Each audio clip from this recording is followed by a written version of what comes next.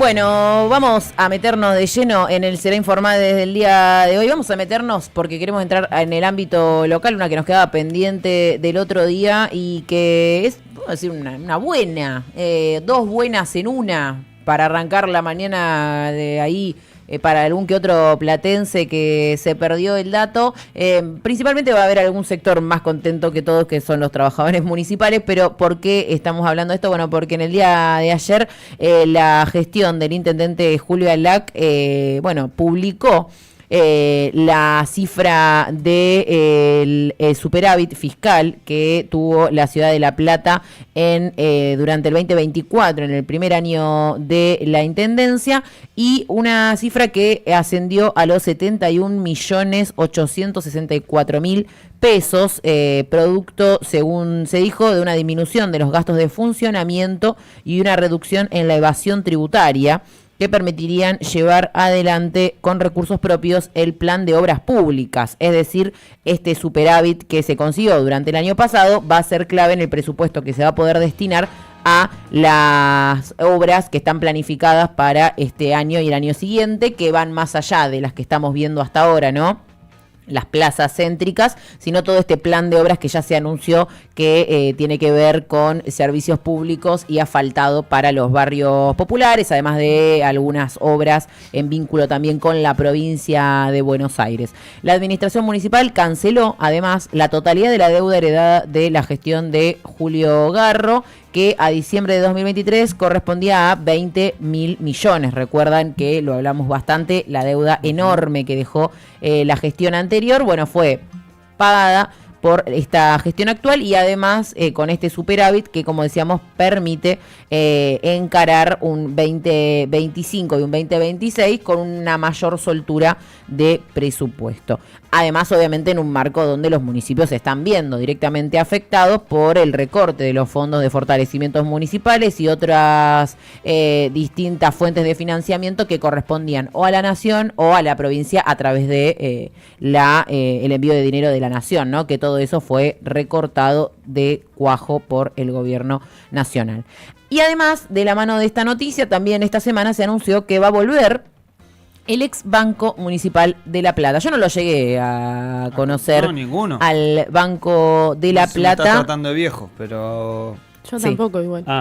Creo. Porque es del 96, del 90 y pico. Bien, ahí lo estamos viendo. Es esa esquina de 7 y 49 frente a al Paseo Dardo Rocha.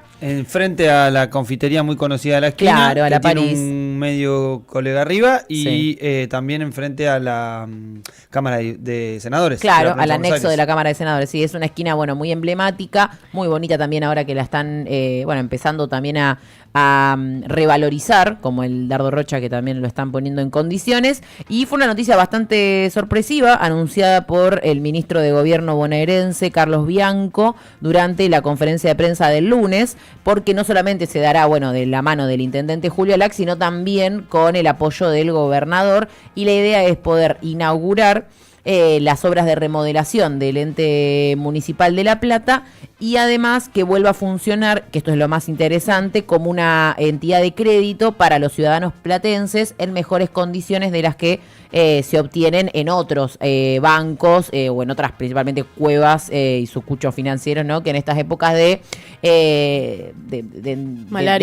malaria, pero de endeudamiento general del país, también se generan endeudamientos domésticos, mayores endeudamientos familiares, no solo a través de la tarjeta de crédito, sino también de préstamos, que muchas veces en época de miseria lo que hacen estos lugares son aprovecharse, ¿no? Sí. Con tasas imposibles de pagar, intereses y demás. Entonces la idea es que el Banco Municipal pueda tener un rol muy importante en prestar créditos que sean posibles, ¿no? Y que no sean asfixiantes luego para los trabajadores y las trabajadoras de la ciudad de La Plata. Y decía es una buena noticia para los trabajadores municipales porque se presentó también un proyecto para que haya en particular una línea de microcrédito para empleados municipales con plazos de hasta 2 años. Entonces, se presentó eso en el Consejo Deliberante, veremos si se trata en la próxima sesión o cuándo, pero está también en carpeta que esto vaya de la mano con la inauguración y la reinauguración en realidad y la puesta en actividad del ente municipal que, como decía Fran, hace por lo menos casi 3 décadas que está abandonado, o sea, o ha dejado de Y funcionar. fue cerrado completamente. Ajá. Ante específicamente la falta de fondos para operar y tener, bueno, un poco estos objetivos como banca, ¿no? Una banca municipal que, más allá de que ya exista el banco provincial, estrictamente pueda darle alguna respuesta a los vecinos de la ciudad.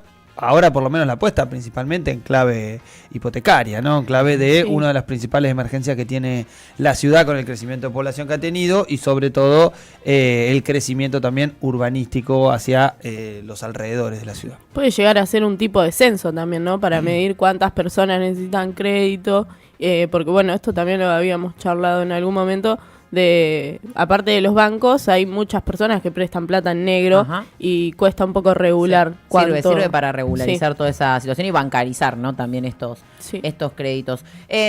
Y hacerlo de la mano, bueno, obviamente esto de un banco que no esté buscando solo sacar ganancia o sacar destajo de los trabajadores, sino, bueno, poder posibilitar estas formas de fondearse, ya sea para vivienda, algunos autos o, digamos, algunos insumos que son muy difíciles de abordar hoy en día con salarios o incluso con ahorros habituales por la situación que está en el país. Y hablando de estafar, no estafar, de decidir hacer algo bien o decidir hacer algo mal, el que no nos trae nada sorpresivo ni nuevo es el Javito, el jamoncito, el Javo Milei, porque en el día de ayer el gobierno disolvió la unidad investigadora por el caso Libra que había creado hace tan solo 3 meses. A través de un decreto que lleva la firma del ministro de Justicia, Mariano Cuneo Libarona, y del presidente Javier Milei, de esta forma el gobierno argumenta que la unidad que se había creado para investigar ya cumplió su función de pedir informes a distintas áreas del Poder Ejecutivo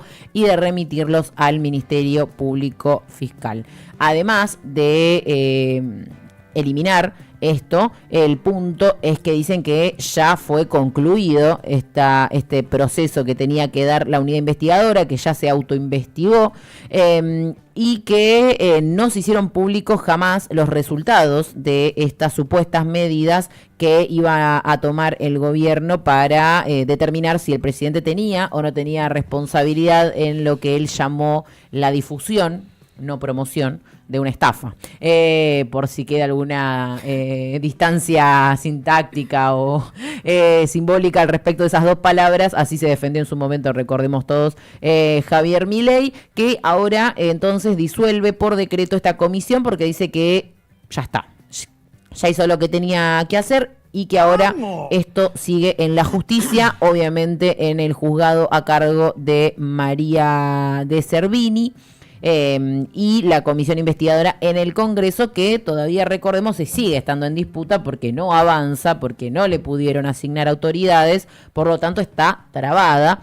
Es decir, que ahora a confiar en la justicia, en que haga algo con respecto a la estafa del presidente, que obviamente... Entonces quédate tranquila, seguramente van a tener que ir a dar declaraciones Javier Milei, Karina Milei, y seguramente, bueno... no, sí, te imaginarás. Y sí, Terrones Godoy, me imagino que todos van a estar muy apurados y citados por la justicia. Karina Milei. Sí, Karina, obviamente. Seguro que va a estar citada por María. Además, si le decían la valijera, como que medio que estás hasta las manos. Y si te apodan la valijera puede ser. ¿Qué apodo la valijera? ¿Qué apodito? Una gana que me digan el valijero. De la pastelera a la valijera. Yo quiero ser el valijera. valijero de trinchera. Como el meme ese que se va con las valijas así de los Simpsons. Sí. No, vuelvo igual yo. Acá ustedes saben que acá no hay estafa, esto es 100% fiel comunidad trinchera, así que pueden confiar.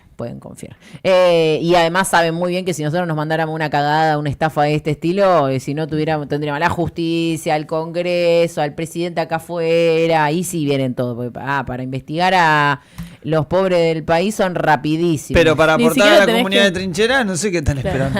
Y para investigar a los poderosos. Ni siquiera tenés que hacer una estafa libre. Ya con que te robes cualquier cosa, ya está todo. No, y ni siquiera, porque recordemos que a los comedores populares han mandado a la policía, los han mandado a intervenir, le han quitado los alimentos y ni siquiera hay la comisión de un delito. O sea, ni siquiera en el caso de la comisión de un delito, sino que tiene que ver con un plan donde auditan todo menos a ellos mismos, que son... Así es. Ellos no tienen que dar explicaciones de nada, aparentemente. Veremos, igual recordemos que hay una causa también corriendo en la justicia de Estados Unidos. O sea, veremos cómo puede avanzar eso. Particulares damnificados que también incurren en denuncias en otros países, caso España, por ejemplo. Uno de los que viene trabajando acá en la Argentina, juntar a distintos damnificados, es Juan Grabois. Acercándole también patrocinio a parte de estos damnificados que entraron en el circuito de Libra. Y bueno, amigos, esto es como cuando les decíamos no lo voten, no lo voten, no lo voten. Claro. Sepan que está si mal. Vos confiás en un tuit del presidente que dice confíen acá porque esto es potencia mundial. Y fueron 3 veces a votar, ¿cómo nos le iban a comprar Libra? Para ahora 4 con la de Adorni el otro día, los porteños. Y esperar el 7 de septiembre. En provincia de Buenos Aires. Pero bueno, eso será... después no digan que no se lo avisamos. Para otro momento. Y hablando de no se lo avisamos, es miércoles y como todos los miércoles les comentamos aquí que hoy hay movilización de jubilados al Congreso de la Nación. En este caso se da en el marco del debate que estará en la Cámara de Diputados de la Nación cuando sesione con alrededor de 14 proyectos que obtuvieron dictamen para tratar la cuestión previsional, es decir, mientras se dé la movilización, y probablemente veamos esta imagen repetida. Estas son fotos de trinchera mostrando un poco lo que es la represión y el nivel de militarización que se vive en las afueras del Congreso cada miércoles para reprimir a jubilados que piden por salir de una situación de miseria extrema y un aumento en sus jubilaciones y además, por ejemplo, la restitución de sus medicamentos gratuitos. Bueno, por todo ello y mucho más se movilizan los jubilados, en este caso, como decíamos, con la particularidad de que en la Cámara de Diputados se va a estar tratando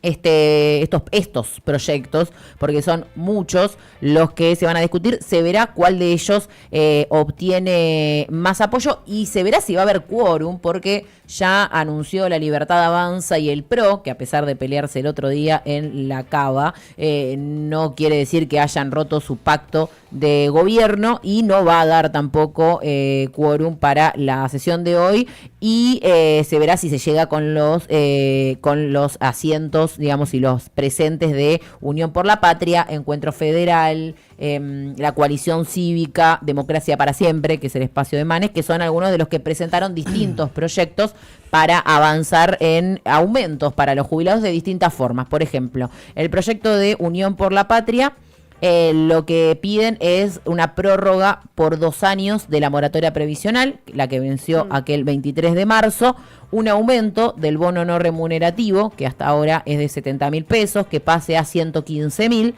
con una cláusula de actualización automática y además un incremento del 7,2% para jubilados y pensionados. Además, fue lo que le negaron en algún momento, ¿no? Cuando... Y también se propone que la PUAM para las mujeres sea desde los 60 años, no desde los 65 como está vigente ahora que cayó la moratoria previsional. Por su parte, el bloque de Encuentro Federal, que en gran medida responde a varios gobernadores, así que también será central la actuación que tenga en el día de hoy, liderado por Miguel Ángel Pichetto, plantea que se elimine el requisito de 30 años de aporte para acceder a la jubilación y quienes alcancen la edad jubilatoria deban recibir una prestación proporcional a sus aportes con el piso del 85% de una PUAM.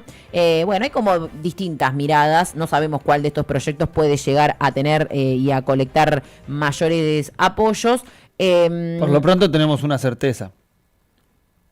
¿Cuál de todas? ¿Cuál? Que Varias, lo que sí. salga va a ser vetado por el presidente de la Nación. Eso lo vamos a escuchar, sí. Si ahora. es que algo sale, ¿no? Sí, por eso decíamos, el PRO, además, junto a la Libertad Avanza, obviamente impulsan una reforma integral directamente del sistema previsional argentino, hecho a la medida del acuerdo con el Fondo Monetario Internacional. Pero como bien decía Franco, el gobierno ya dijo qué es lo que va a hacer en caso de que cualquiera de estos proyectos avancen en el día de hoy y luego, obviamente, en la Cámara de Senadores. Lo decía en sus palabras así Guillermo Francos, ayer cuando él y varios funcionarios del gobierno nacional fueron a rendirle pleitesía y a adular, obviamente, a los empresarios estadounidenses en la Cámara AmCham, este lugar donde van ahí, bueno, y hablan de todos los negocios tan importantes que necesitan hacer los yanquis en la Argentina. Lo escuchamos. Hay una sesión para tratar otra moratoria provisional o un bono para los jubilados, una emergencia de inundaciones. ¿Cómo toma el gobierno cuando nace esa agenda en el Congreso? Bueno, por supuesto que sabemos que son las reglas de juego que tiene el sistema democrático, el sistema republicano, y tenemos que lidiar con eso, no nos queda otro remedio, pero también estamos convencidos que norma que se apruebe, que vaya contra alguno de los ejes básicos de nuestra política, el gobierno la va a vetar, el presidente la va a vetar, en esto ha sido muy claro.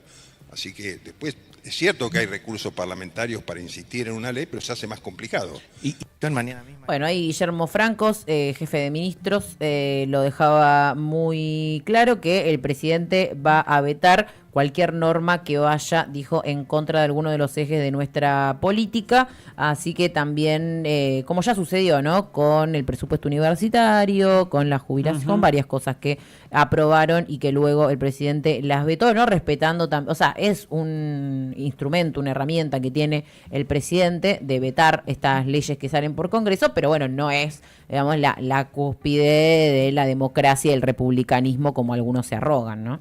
No, y que después es parte de la división de poderes que existe también en la Argentina y como siempre hablamos, hay un correlato o un diálogo democrático entre los distintos poderes, en este caso particularmente cuando el poder de veto es ya de vicio serial, bueno, ahí hay un problema. Veto. Hay un problema sobre todo de funcionamiento democrático, porque en este caso el Congreso representa a más actores que solamente los del Poder Ejecutivo, y con lo cual las distintas leyes que ahí se discutan tienen una representatividad. ¿Es importante que un Ejecutivo pueda tener estas herramientas? Bueno, sí, obviamente, son parte de las herramientas que tienen al alcance. La realidad es que si esto se vuelve un vicio en cuanto a la gestión ejecutiva, es un problema de representatividad de lo que realmente funciona en este caso en el Congreso de la Nación, que es ni más ni menos que la discusión del marco normativo jurídico, o al menos de algunas de las leyes o algunas de las modificaciones correspondientes, que por lo menos es lo que se está tratando de discutir, cómo se le pone más plata al sector más vulnerable hoy, o el sector que principalmente está sufriendo el ajuste de Javier Milei para salir a festejar un superávit maquillado, que es ni más ni menos congelando las jubilaciones. Así es. Y mientras tanto, bueno, como decíamos, hoy tendremos las imágenes de lo que es nuevamente una jornada de lucha en el Congreso. Y hay que ser muy cagón para no estar con los jubilados. Mañana tendremos aquí todas las novedades y las fotos, como siempre, de trinchera para mostrarles. Nos metemos en alguno de estos temas por aquí. Mira, nos vamos a meter concretamente con algo que lo conocemos al señor del que vamos a hablar hoy, porque vamos a hablar estrictamente de Fabián Pepín Rodríguez Simón.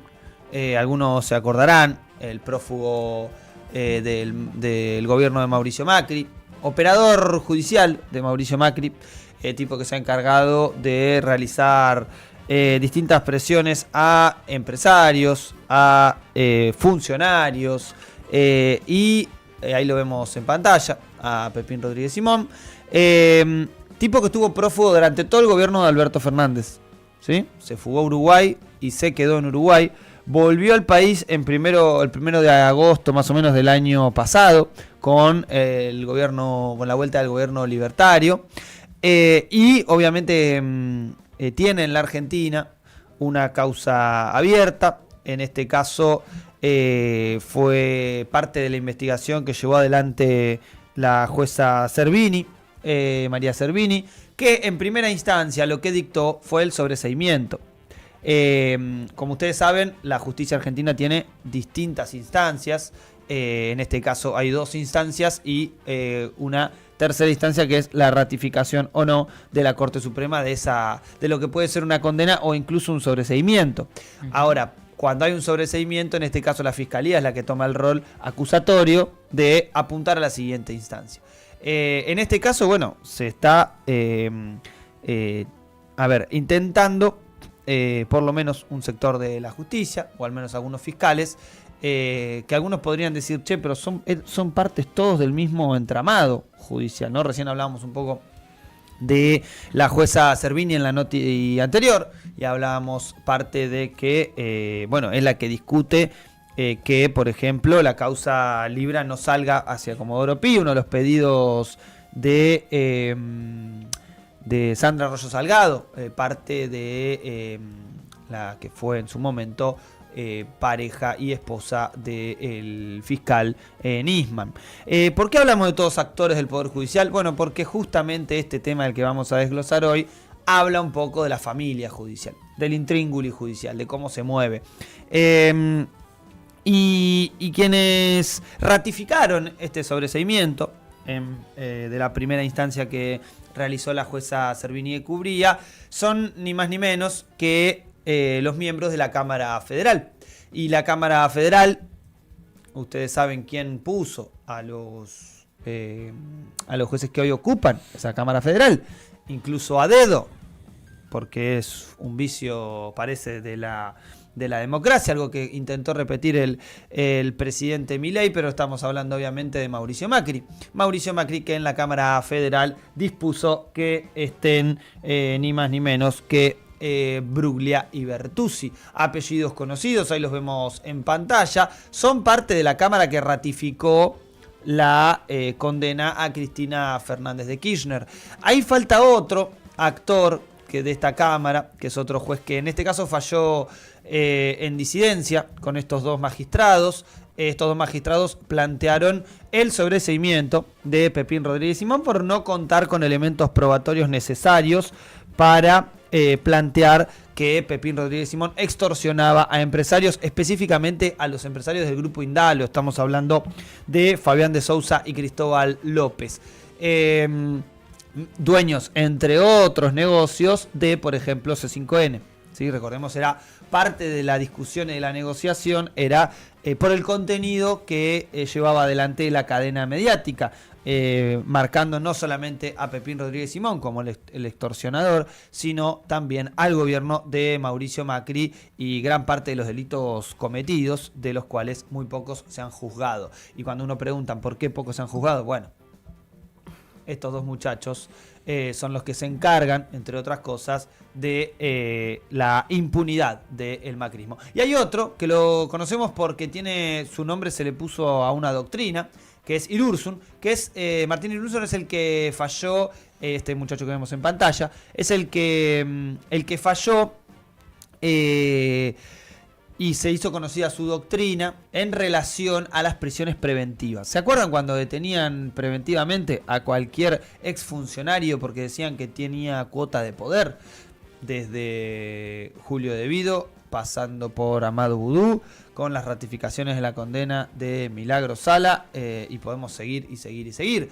Parte de un tipo que planteaba, que no esperen el juicio en libertad, sino porque tienen peligro de fuga. Bueno, ¿quién tenía peligro de fuga?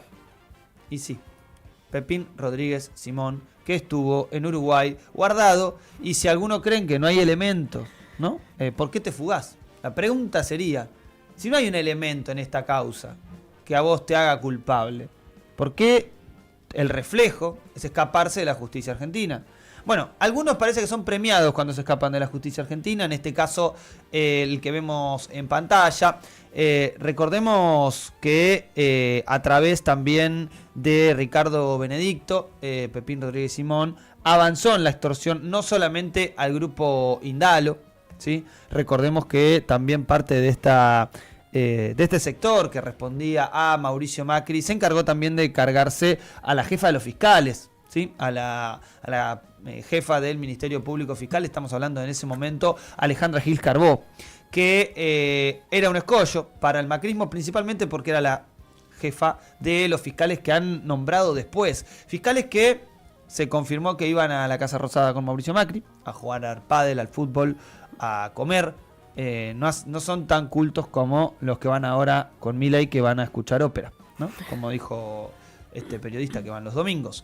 Pero particularmente este entramado de poder que funciona para garantizar impunidad, como decimos. A la presidenta del Ministerio Público Fiscal, entre otras cosas, publicaron el teléfono privado de su hija para la realización de amenazas, cosa que sucedió, cosa por la cual Alejandra Gil Carbó deja de ser ministra pública fiscal y pasa a estar hoy en un cargo subrogante, en un cargo que quedó vacante, que el gobierno de Alberto Fernández no pudo nombrar. También hay que decirlo, porque son las incapacidades de tocar una estructura judicial viciada y hecha a medida del macrismo. Estamos hablando de Casal, ¿no? El hoy procurador general, y que es parte incluso de, por ejemplo, la decisión que acaban de tomar en relación a la condena que tiene Cristina Fernández de Kirchner, alegando que está de acuerdo con su subordinado, que en este caso es el fiscal Luciani, que también estuvo en coordinación con Bruglia y Bertuzzi. Recordemos, Luciani, parte de los jugadores de este equipo Liverpool, que jugaba en la estancia de Mauricio Macri, en Los Cardos, si no me equivoco, era el nombre de la estancia, ahora lo vamos a chequear. Que jugaban al fútbol allí, y este era... Los Alerces. Los Alerces. Concretamente estos no es un delito que jueguen al fútbol, obviamente. El problema empieza a ser cuando un miembro del Poder Judicial se junta con otro miembro del Poder Judicial que mágicamente coordinan en la construcción de fallos y de sentencias y trabajan coordinadamente en el sentido político que obviamente le interesa al expresidente, en este caso Mauricio Macri, y obviamente aparte de sus socios como Pepín Rodríguez Simón, del cual, por ejemplo, no tenemos ni celulares secuestrados, ni información de con quién hablaba, ni nadie nos explica o le pide alguna declaración de por qué Fabián Pepín Rodríguez Simón se fugó de la justicia argentina durante más de 4 años y cuando vuelve encima es sobreseído. Es rarísimo también cómo se abordaba la noticia de los medios de comunicación, ¿no? Porque todos sabían dónde estaba Pepín Rodríguez Simón, pero sin embargo se lo protegía un poco, ¿no? Desde los es el famoso, medios. Imagínate si era peronista, imagínate si fuese funcionario de otro gobierno que no sea del gobierno criminal y nefasto que tuvo el ingeniero Mauricio Macri, y que en algún momento esperamos que la justicia trabaje en serio y no de una manera cómplice y corporativa como lamentablemente nos tiene acostumbrados. Bien, vamos a meter con Malemanes, que nos quedaba pendiente de hace un ratito, porque entre varias noticias que ya estuvimos comentando y decíamos ayer, esta es una semana movidísima para los trabajadores organizados. Sí, mucho impacto sobre la salud, ¿no? Porque el gobierno viene recortando por todos lados, pero lo que afecta muchísimo es la salud, porque la gente, la sociedad lo necesita. Y aparte porque han puesto a un ministro de salud que vino a directamente a hacer negocio y privatizarla, o sea, él está para eso. Mauricio Macri, después de irse y perder su reelección, dijo, ¿no? Si gano, voy a hacer todo más rápido. Bueno, no ganó él, pero llegó Javier Milei para hacer todo más rápido. Le puso un par de ministros nada más. Sí. Los médicos residentes del Hospital Garrahan realizan un paro de 72 horas en reclamo por mejoras salariales. Esto comenzó ayer y va a estar hasta mañana, o sea, sería 20, 21 y 22 de mayo. se va a llevar adelante este paro. Se está llevando adelante este paro, después de agotar instancias de varias reuniones con diferentes directivos del Hospital Garrahan, después de enviar cartas también al Ministerio de Salud de la provincia, ¿no? de la nación en realidad. Decidieron cesar con sus tareas, con su labor y comenzar con esta lucha por un salario digno, ya que la cobra de un residente está por debajo de la línea de pobreza. Hay una nota en la redacción donde charlaron con Laura Feldman, que es residente de cuarto año. Contaba ella que los salarios muy por debajo de la línea de pobreza, como mencionaba, desde el año pasado tuvimos aumentos que no llegaron a más del 1 o 2%. Un residente que está entrando cobra 790.000 pesos, más o menos, y un residente de cuarto año por ahí llega a los 900.000, pero igualmente queda muy por debajo de lo que correspondería para un médico formado. Somos todos médicos que ya hicimos nuestra carrera, que tenemos nuestra matrícula, la que ponemos en juego todos los días, y nos pagan como si fuésemos estudiantes de medicina, decía Laura, que por ese motivo se decidió, ¿no?, comenzar con este plan de lucha para poder exigir, ya que agotaron todas las instancias de diálogo, exigirles a las autoridades del hospital y al gobierno nacional que presten atención a esto y que hagan algo, ¿no?, por los salarios, ya que también en esta nota se mencionaba que por sala hay 10 o 12 residentes y solamente 4 o 5 médicos de planta, que también lo que mencionaban es que las guardias, no se las pagan aparte, sino que se las pagan en el mismo salario, algo que el gobierno nacional había mencionado que le pagaban más o había aumentado. Ella lo desmintió, y desde el Hospital Garrahan se garantiza el funcionamiento igualmente a pesar del paro, porque las guardias van a seguir atendiendo y otras especialidades también donde no los residentes sino los médicos de planta, ¿no?, van a estar atendiendo a las personas, así que sigue funcionando a pesar de este paro, pero sí va a haber una baja de trabajadores y trabajadoras. Sí, y pensemos, lo enlazo un poco con lo que hablábamos ayer al respecto de cómo estas políticas de desguace afectan a los trabajadores, pero al afectar a los trabajadores afectan a la sociedad entera. Sí. Pensemos que el Garrahan es uno de los hospitales más importantes de atención a niños, niñas y adolescentes. Emblemático a nivel nacional. Sí, porque después del Garrahan, para juntar tapitas, todos son re solidarios. Ahora, para ponerse en solidaridad con la lucha de los trabajadores que lo tienen que sostener a pesar de los salarios de miseria, cumpliendo guardias eternas. 24 horas. 24, 48, 72 horas y ni siquiera cobrando el diferencial por ese trabajo y por también todos los años de estudio, ¿no? Porque estamos para ser un trabajador, un residente del Garrahan tenés que pasar más o menos 10 años de formación. Entre 10 y 12 años de formación, entre lo que son los entre 4 y 6 años de residencia, depende cuál es la orientación dentro de la medicina que elija cada residente, y obviamente concursados, porque los que ingresan al Garrahan en este caso son los que rinden, y según cómo rindan son las becas también que se abren, los espacios que se abren los puestos de trabajo, claro, en los distintos hospitales, y me parece también no es menor destacar que se golpee a un hospital que es referencia en cuanto a la atención pediátrica, es de la misma manera que se ataca a un hospital que es referencia en la atención de salud mental, como por ejemplo Laura Bonaparte. Bueno, por otro lado también lo que mencionaba en la nota Laura es que hay un maltrato verbal también, porque cuando van a exigir a los administrativos y directores del hospital, cuando les expresan que están cobrando poco y le dicen que tienen un salario muy bajo, le dicen: tendrías que agradecer que estás en el Hospital Garrahan, y yo si fuera vos trabajaría gratis. Esas cosas le dicen. Así que trabaja gratis. Claro, no, y bueno, ella mencionaba esto, ¿no? Que todos tienen una familia a quien alimentar, tienen alquileres que pagar, tienen una vida. Entonces, imagínate estar haciendo una guardia de 24 horas gratis. No lo hace nadie, ni por vocación, porque hay que vivir. En que después encima implica... Aparte profesional.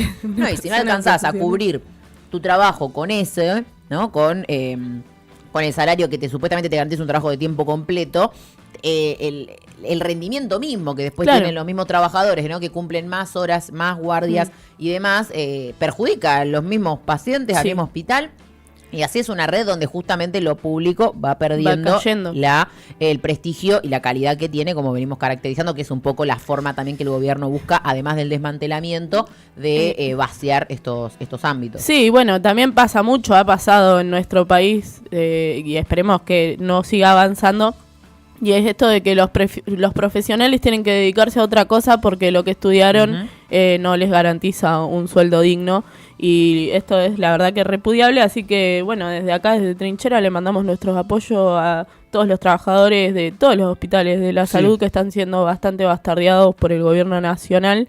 Y bueno, y estamos atentos porque todavía están en pie de lucha los residentes del Garrahan. La solidaridad con todos los trabajadores y obviamente recordamos también, aparte de los que se encargaron del vaciamiento de fondos de estos hospitales, ni más ni menos que el conocido exdirector del Garrahan, Carlos Camburian, que fue procesado y él dice que fue liberado de culpa y cargo. En realidad lo que hizo fue ofrecer pagar una fianza por el perjuicio causado. Recordemos, usaba las tarjetas del banco para salir a comer, para gastos personales. 7 millones de pesos fue lo que tuvo que pagar Carlos Camburian, exdirector también del Garrahan. Digo, cuando hablamos de vaciamiento en línea de salud y de golpes concretos a estructuras muy importantes de la salud y referencias nacionales, como el Hospital Garrahan, como el Hospital Laura Bonaparte, lugares para defender, sobre todo para defender la salud pública y no olvidarnos de estos personajes, ¿no? Que son parte de los que han